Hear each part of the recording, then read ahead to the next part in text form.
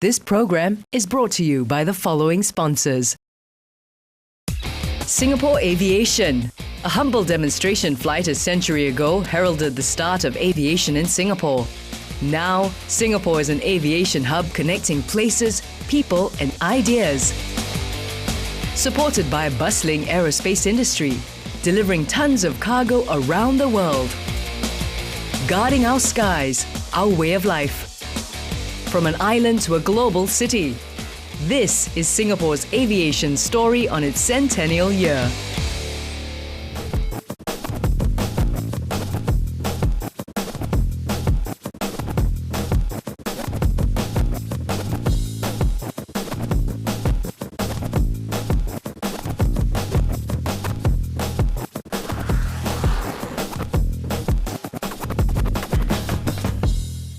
It's rush hour at Changi Airport.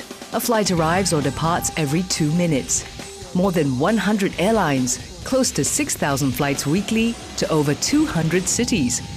These are the numbers behind Changi's story. And this is the story behind those statistics. It begins with a number as well, 30, the age of Terminal 1, hence the facelift. This is the new Central Piazza area in the Transit Lounge. It is still work in progress. The makeover is part of a design plan for an airport where everything works and works well. With competitors emerging in the region, T1 needs to keep up with the pace. This location is very important because it provides a final impression for passengers leaving Changi Airport. We've chosen this tropical rain tree silhouette. The design actually echoes the experience of driving along East Coast Parkway, where the rain trees are so large and nice, drawing the rain trees into Terminal 1.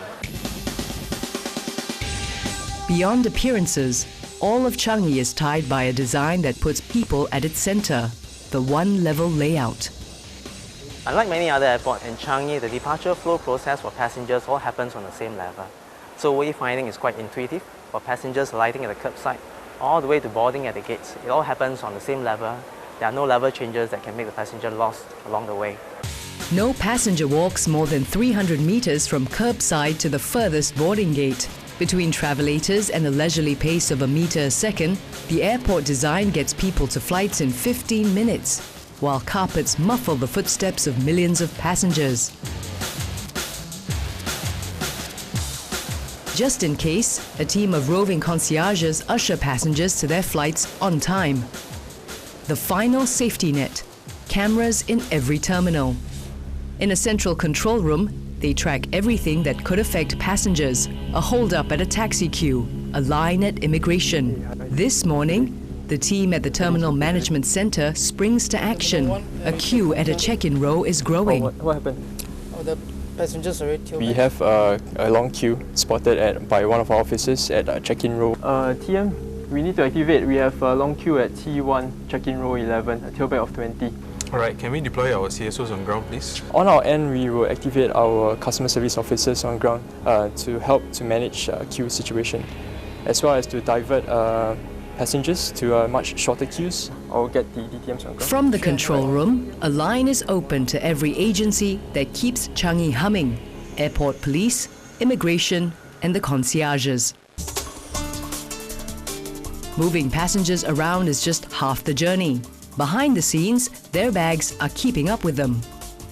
The Changi numbers story continues in its baggage system. Handlers get the first bag from plane to carousel in about 12 minutes. Gerard Chia helped to set up T3's baggage handling system. Hi Sofian, I'm doing a test. Can you help me to send this bag in? He's about to put it through a routine test. The test bag will join 13,000 pieces Terminal 3 can handle in an hour. Once past the check-in rows, as their passengers stroll past immigration or duty-free, their bags zip along at 1.9 meters per second along a labyrinth of conveyors. Over here, the orange color conveyor means that bags are undergoing security screening. At Changi, bags are screened behind the scenes. It saves passengers another queue while their bags are x-rayed at 25 bags per minute. If there's any alarm triggered during this check, the security officer will review this bag image. After this, the bags will go to a red color conveyor. Here, bags are sorted by flight.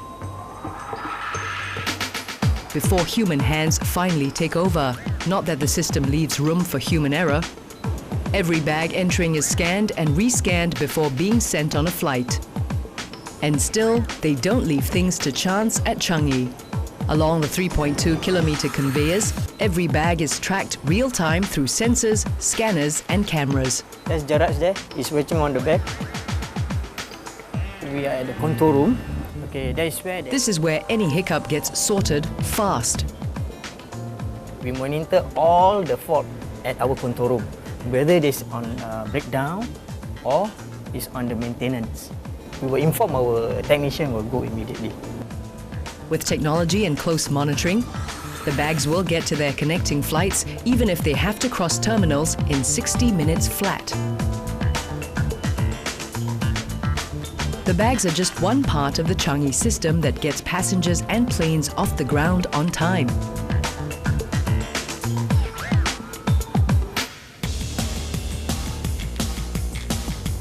As passengers prepare to board, their bags go up along with their meals. The kitchens are just beside the runway. The recipes are tested in pressurized cabins to emulate changes in human taste buds at high altitudes. The system plays out on 6,000 flights a week to over 200 destinations worldwide. Dubbed the Changi Experience, the airport continues to win accolades from travelers as one of the world's best. And among airlines, Changi has a reputation for knowing what it takes, a place where they can hub and grow their businesses.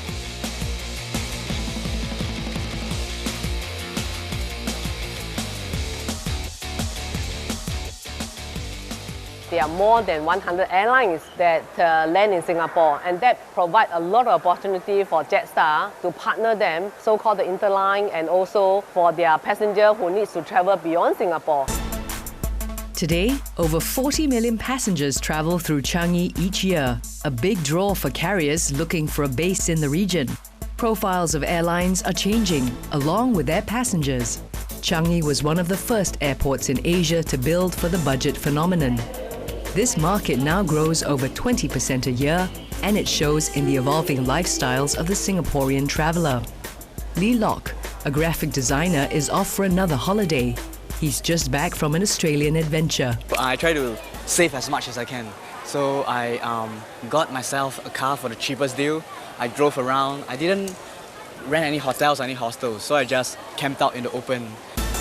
The budget revolution is now reaching out to a new generation of adventure travelers, holiday makers, even businessmen. Before budget came along, I had to save a lot. I have to save for a long time. Maybe I can only travel once a year, at most twice. But after budget, I find that I can find better deals more frequently. I can travel more often. So now I can travel at least 3 times a year. Hi, good afternoon.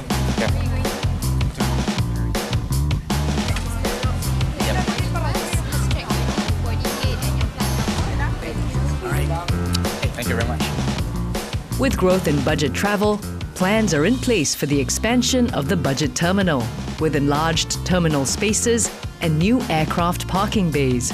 The same forward planning guides the development of all Changi's terminals. With a combined capacity of 70 million passengers annually, there's 30 million to go, but master planning for a new terminal is underway. Across the Changi Coastal Road from the airport, a site has been booked for the future Terminal 4.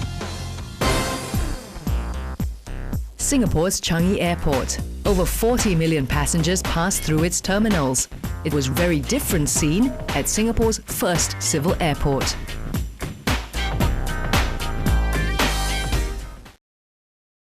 Where the city's sports hub is taking shape lie the airfields of Old Kallang Airport, once called the finest airport in the British Empire. Its control tower guided just a handful of flights a day. It shared its runway with cars, and when the first night flights took off, kerosene lamps lit the runway.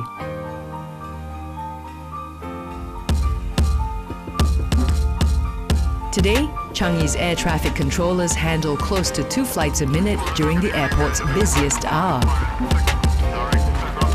Up in the airport's control tower on any shift, that load is shared among 5 controllers. They're trained to work as a team, and they control every movement of every plane.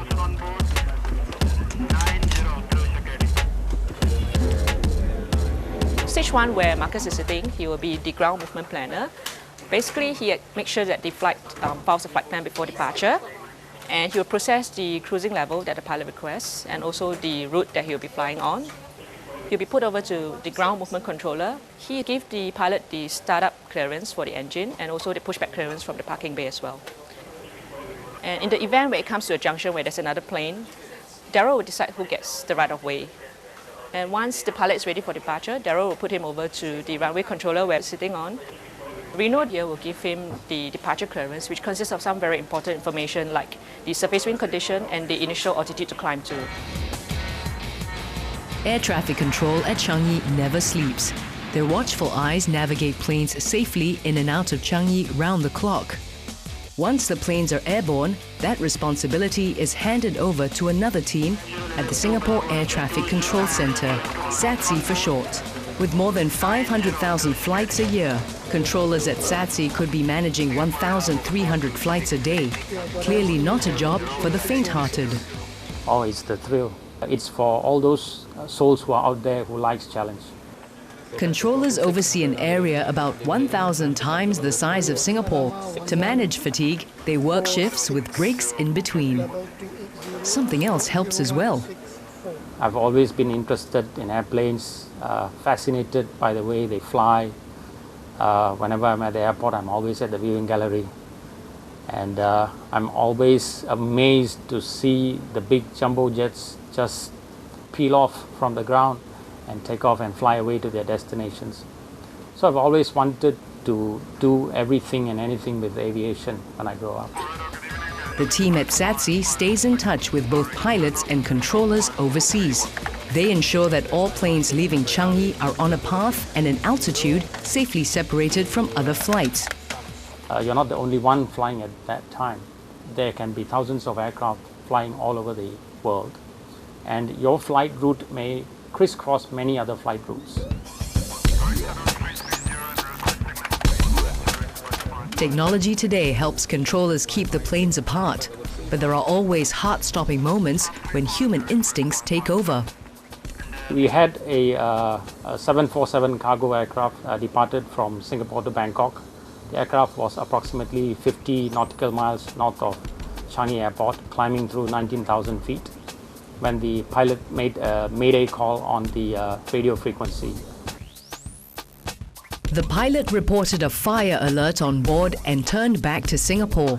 Airport emergency service was ready for any eventuality. Thankfully, there was no fire, but the controller's instincts had been put to the test. When a mayday call is made, you have been trained to react to a mayday call. So you just go into pretty much a prepared mode of what are the next things, what are the next course of action that we need to do, and how best we can assist the aircraft. To guard against these incidents and protect Changi's safety record, a system of rigorous checks are in place for planes, pilots and crew of Singapore-based airlines. Checks required by international conventions. The airlines have to renew their license every year, and their planes are subject to spot checks by the Civil Aviation Authority of Singapore, or CAAS. I'm looking out for cracks or damages to the fan blades, because this is a critical component of the entire engine. Because sometimes you may have a bird strike and some damages to certain cowlings. Inspectors zero in on the engine, landing gear, flight control surfaces and oil or fuel leaks that may point to a more serious problem. For obvious ones, you will be able to see a hydraulic leakage, and there's a line across, a stain. Maintenance records are also checked, but it starts with an experienced eye on the ground. Based on experience, you can see how much the wheel is being worn off. But in the event, if we are unsure, we will always relay this back to the engineering team for them to check according to the aircraft maintenance manual whether it's within limit or you have to change out the wheel. The RAM inspection is part of our safety oversight program, which is aligned to international aviation standards and practices. We have 193 Singapore registered aircraft. For RAM inspection, each of them will undergo at least once every 2 years.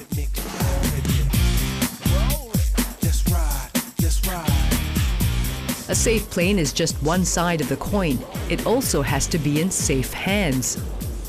Pilots with Singapore-based airlines must clear a base check in a simulator every 6 months. Thank you, sir. Can I clear to start the right engine? Pilots are put through tough emergency drills to test their reaction to crisis they may encounter once a lifetime, hopefully never, but if and when it happens, their response will be critical. A near-miss scenario has been called up. Maintain vertical speed. Visual. One above, one below. Check. The emergencies and the non-normal procedures come fast and furious, and we expected to respond to them. There were surprise elements thrown in today's base check. We can expect them coming, but we don't really know the exact nature or when. Possible lowering. Check. Sitting behind the pilots are testers from CAAS. Engine fire right, engine fire right drill. Right auto throttle arm. Every tester is a licensed pilot, personally subject to the same requirements. Condition, fire is detected in the right engine. I recall my last own base check. I had a hydraulic problem where there's a malfunction on the main controls, and I had to struggle to try to bring the aircraft back safely on the runway. A base check can stretch over 4 grueling hours. All crises thrown up are taken as seriously as in a real flight. The inspectors have just called up a gear failure on landing. Looks like we've lost the gear on the right side. Check. Gear disagree. Aviation is a tightly regulated industry with stringent checks and robust licensing requirements. Tests take place in simulators that cost tens of millions of dollars. Of the cabin crew. Cabin crew, evacuate passengers now. I say again, evacuate, evacuate.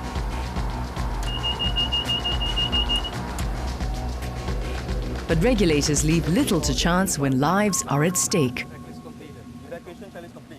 We have to be very sure because we are carrying fare-paying passenger, we're carrying lives, so we have to be very, very sure that every pilot is competent before he's allowed to go out for line flying.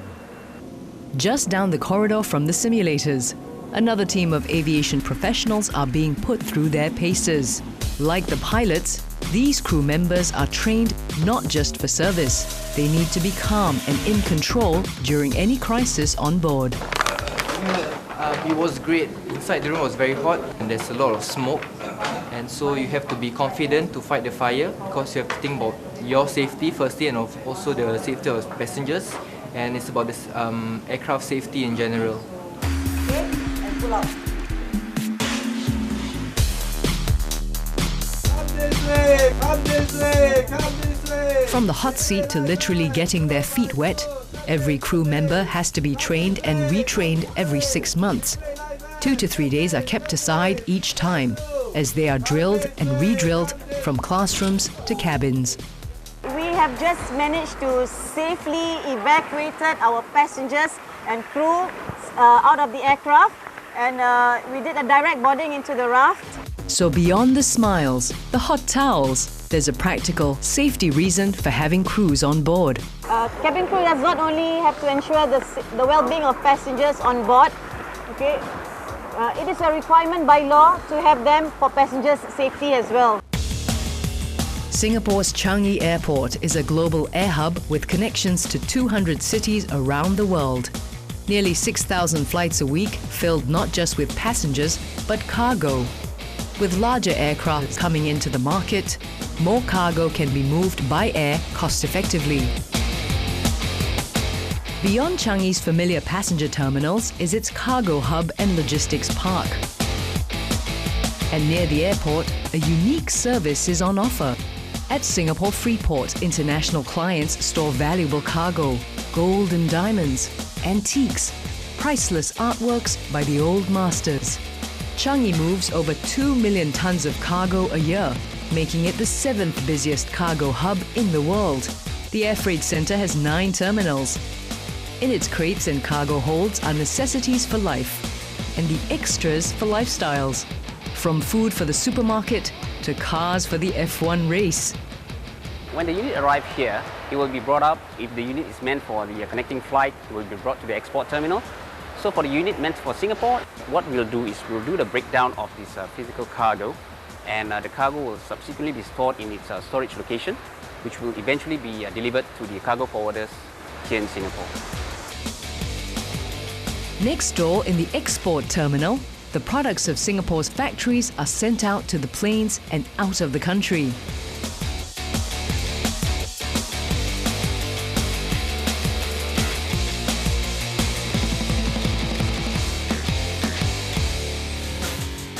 The latest addition to Changi's cargo hub is Coolport. In its storage holds, temperatures drop to -28 degrees for businesses to store perishables from the pharmaceutical industry and food to feed the city.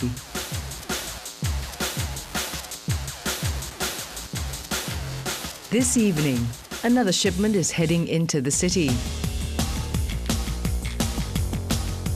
Half an hour away from the airport, Singapore is celebrating its annual food festival.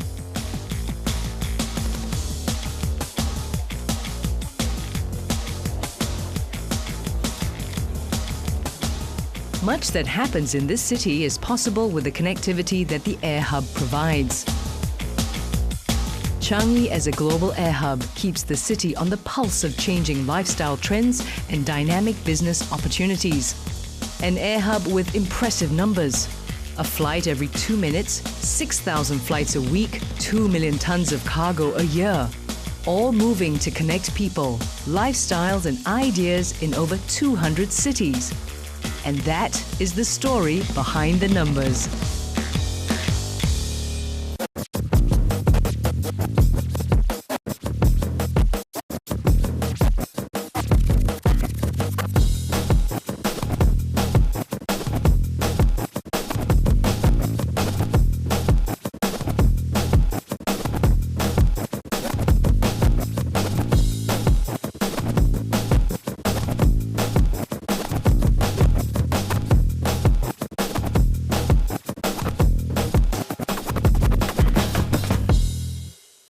This program was brought to you by the following sponsors: